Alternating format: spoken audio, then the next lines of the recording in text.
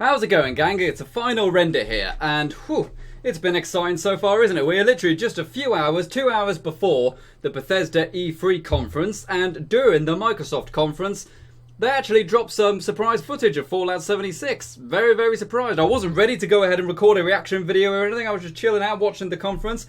Then Todd Howard walks out, so I quickly scrambled around, get my recording set up and going, and was just able to record my live reactions to that little bit of teaser. But we got a few hours left before the actual conference, which we are going to be live streaming. I'm live streaming it with XJokerSkillX, so I've got some time to kill till then. So we might as well take a bit of a closer look at what we have seen before the main conference in just a few hours' time. And remember, we are streaming that, so I want to see you there.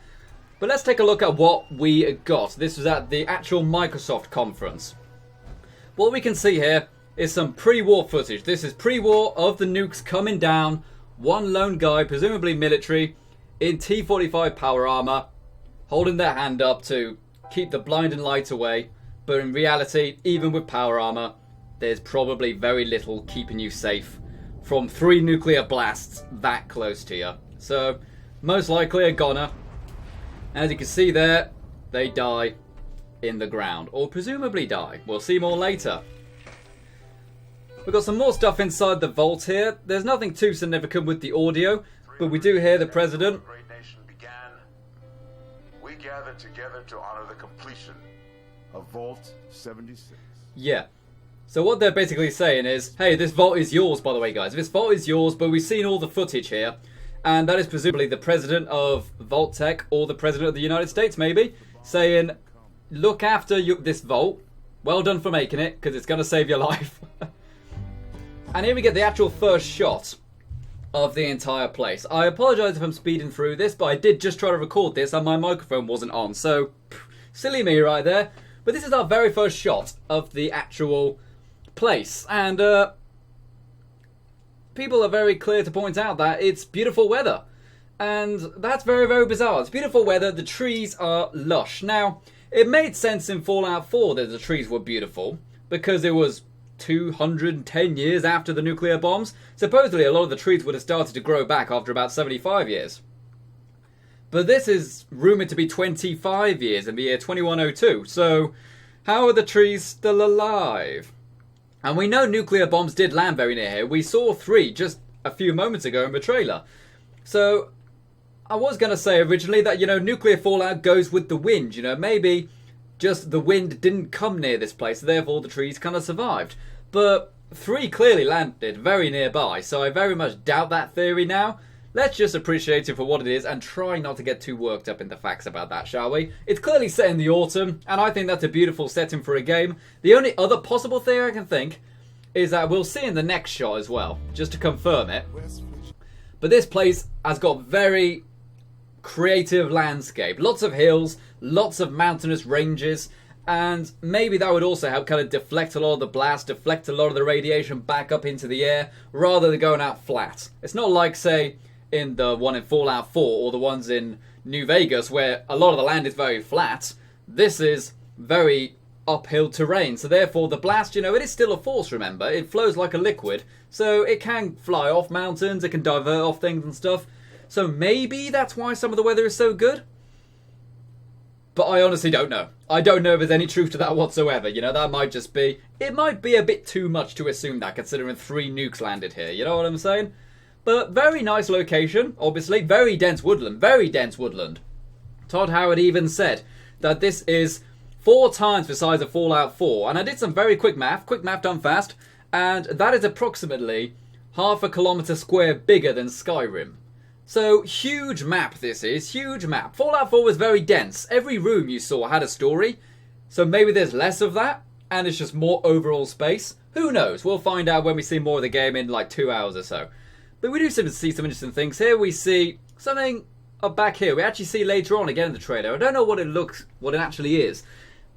It kind of looks like something quite decorative in a way, you know. It's not just like a regular building. There's almost something to it. You can see a bit later with a different angle, but this building I think is important because you see it quite a few times in the trailer. We see this right here. This is definitely a man-made structure. You know, there's kind of a concrete wall right here. So I don't actually know if there's anything significant about that. It might just be some kind of regular bunker built into the landscape right here. It could just be a regular wall to kind of keep the place safe, you know, or maybe make it look pretty. Maybe that's the engine of Vault 76. Who knows at this stage? But there is a man-made structure right there in the kind of pentagon, octagon shape. We do have power lines running down here, and you see they survived because they're in the bottom of the ravine. Maybe that's a place, maybe that's the same for a lot of this stuff. Some more kind of greenhouses and stuff down here. What looks like a tiny little farm down here. So, you know, maybe settlement system is back with the farming. And a water tower over there. But besides that, I think it's just to kind of show off how big the landscape is. Beautiful. And going back to the theory that maybe some of the nukes go with the weather. Maybe this is one of the locations where the nukes actually did hit. And that's why it looks a bit worse. Or it could just be near a large amount of water. It looks very much like Far Harbor, this does. It's almost like you've got kind of the open lushness of Fallout 4 and also some of the darkness of Far Harbor in the same map, which is cool. You know, I like varieties in the environment. And lots of thick smoke. And again, this could be fog from the ocean, or it could be something else, which we'll talk about later when we start to talk about a coal mine.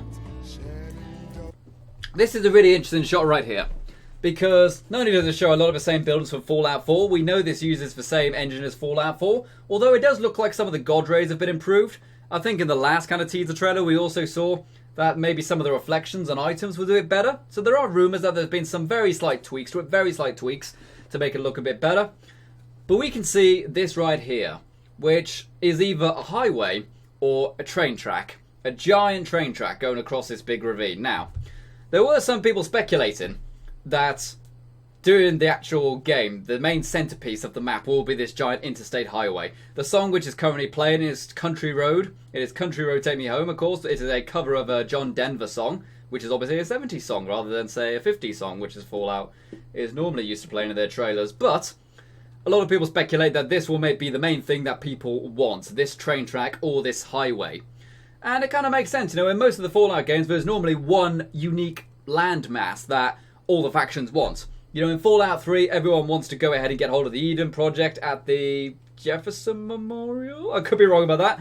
And everybody in New Vegas wants to control the Strip. Fallout 4, everyone wants to go ahead and take control or destroy the Institute.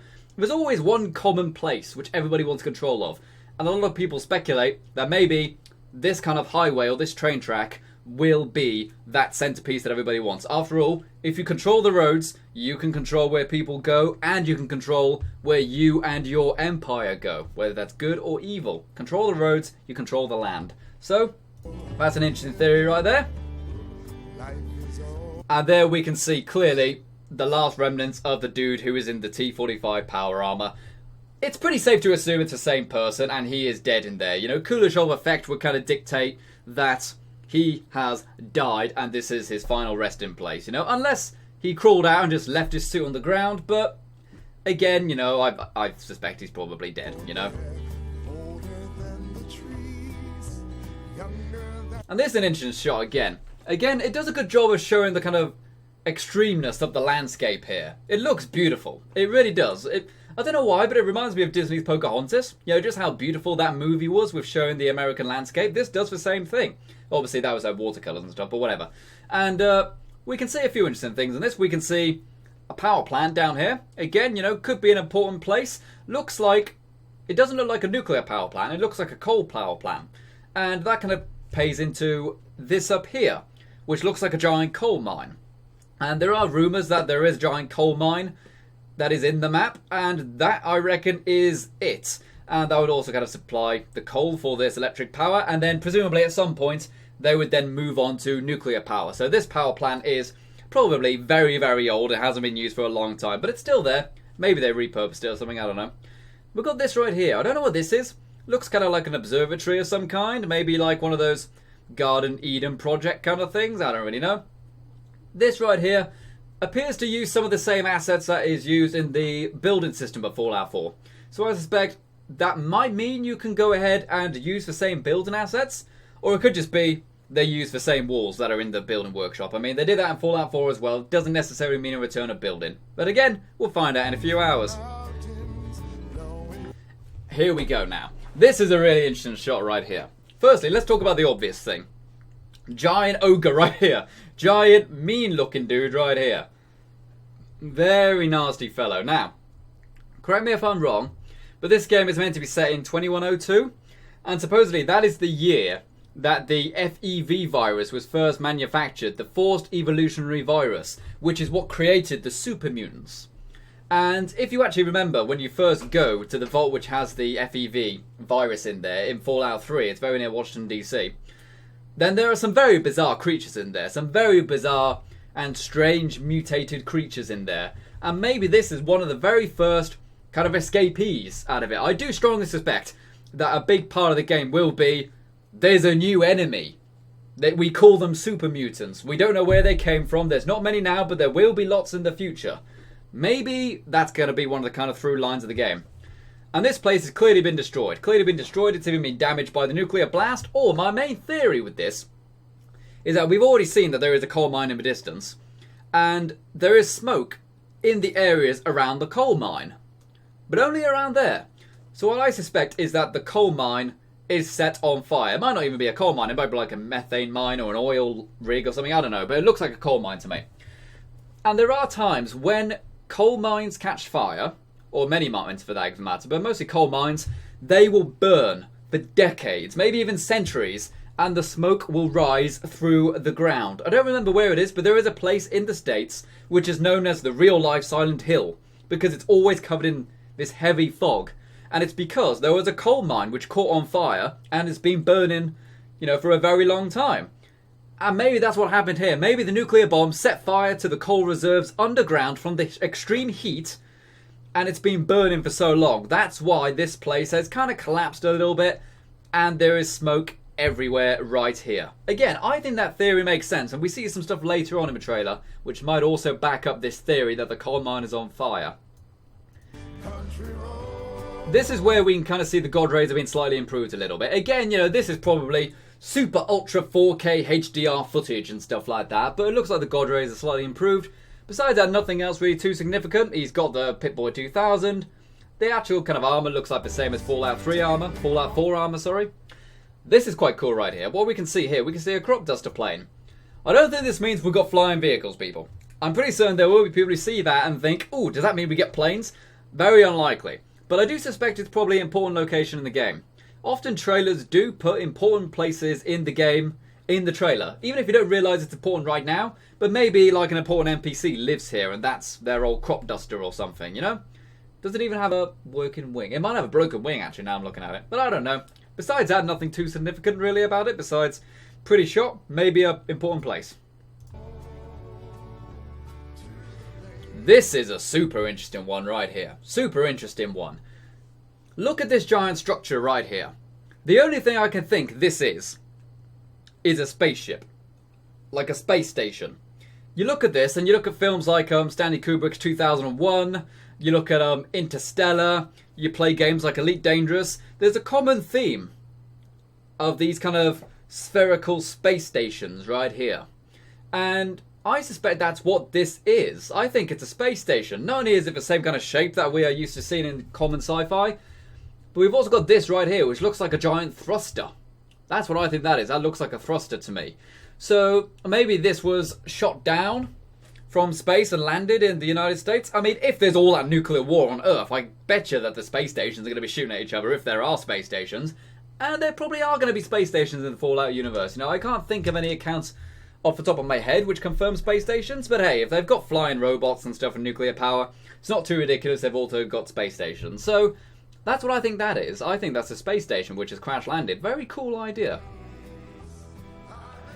And here we go, another beautiful shot of the landscape. Again, we see this kind of similar decorative Eden thing in the background. I don't know if it's too significant, but seeing as it's got the sun behind it and it's very high on a mountain, I suspect that location right there is important. Vortex celebrates the 300th tricentennial of America. Obviously the 300th year of the United States being America, because obviously 2077, United States was formed in, what was it, 1777? 1777? Oh, whatever. And I'm British, I'm allowed to get it wrong. And I should remember. But yeah, just a nice little thing there. Some people are speculating that because we see several people walk past the power armor, that maybe this means it's multiplayer. I don't know about that. I think it's just to kind of show that people are ignoring this dead guy. You know, it's like, oh, we know he's a dead guy. We don't care.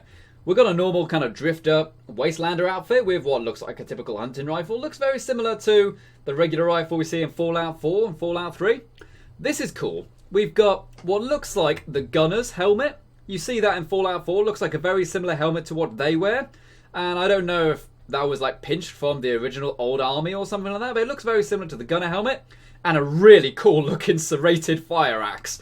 That's a deadly weapon, which we kind of knew this already because it was kind of hinted at in the past on Twitter and stuff. But this kind of confirms that weapon customization is back, and that is a cool idea right there, having a serrated fireman's axe. I wish I had that in DayZ. Then I might actually consider playing it. And also, top knots confirmed. Just throwing that out there. Top knots confirmed. That's a shame. Very old looking helmet right there. Very old looking helmet. It almost looks similar to the one in Fallout 1. I don't know if it's a different model or if it's just my imagination, but it looks almost a bit older than the ones we see in Fallout 4. Maybe that's true. I don't really know. It looks a bit older. And this right here. This kind of screams to me that my theory of the coal mine on fire is true. Again, no idea if it's true, but we've got a guy in a fireman's outfit. Very cool idea for armor, actually, have a fireman's outfit. Again, with the same serrated axe. It looks like it's got less serrations, though. So maybe this is like tier 1 of the serrated fireman's axe.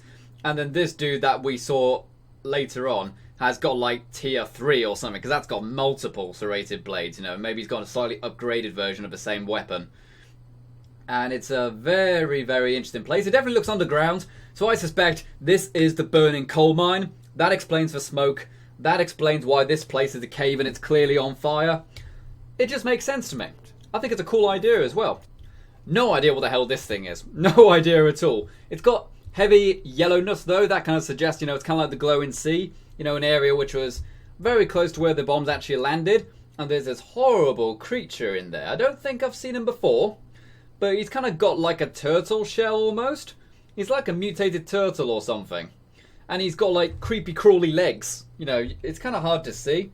But he's got very creepy crawly legs. Very nasty looking creature. If he's fast, I'm going to hate this guy. But if he's slow, I can cope with him. We've even got like a boat right there. That's interesting. So maybe there will be landmass in the water. That building, don't really think there's anything too significant about that building. Again, same rooftops and stuff that we see in the build mode. Maybe returning, who knows. And again, coal mine. Come on, coal mine. You know, coal mine, coal mine, coal mine. I think earlier on as well, I haven't actually seen the videos yet, but there are people pointing out that there is a photo of a coal mine in the original Fallout 76 reveal, and somebody worked out where it is. So again, I keep thinking coal mine, coal mine, coal mine. Probably a real place, coal mine burning. Makes sense to me. And this would be a very important place to control, I suspect. Some people are also saying that the pit was meant to take place near where Fallout 76 was. I actually haven't played the pit since that DLC came out, so I really don't remember where it is. But didn't that have like a kind of coal mine aesthetic as well? Could this be like the start of the pit? Again, I might be completely wrong about that. I don't remember much about the pit. But maybe origins of the pit? First place in the city? Who knows?